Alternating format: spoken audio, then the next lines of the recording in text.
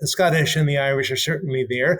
I would argue that maybe they're not there in kind of a uniquely Scottish and Irish cultural way. You know what I mean? I think there's definitely that sense of, I think, textbooks and such kind of definitely present this kind of this British culture that, that I think, yeah, I'm not going to say that that Scottish and Irish settlers don't fit into, but they may not fit completely into.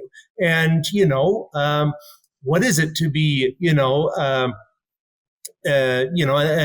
an Irish settler in Miramichi, in the 1840s. Well, I mean, it was interesting to kind of find out that a lot of them, when they're talking about home, they're not talking about the Semi-Wagon Ridge. They're not talking about Renews. They're talking about Ireland. You know what I mean? That's home. You know what I mean? Even generations later, like that's where it is. And so those issues are still very prevalent in their lives, and again, obviously, like I say, the Highland Society, I mean, has, again, to understand that it's been here since the 1840s and was founded by settlers. And again, they really kind of wanted to kind of preserve that culture, in a way. And again, how that has happened over the last, 170 some odd years.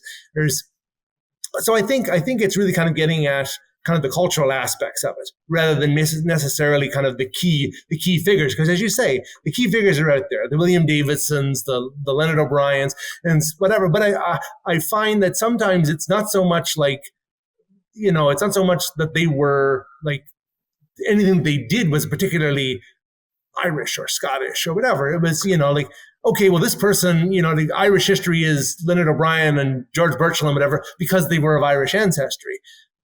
Well, maybe it is, but I think also, what's as I say, what's the cultural history of the region?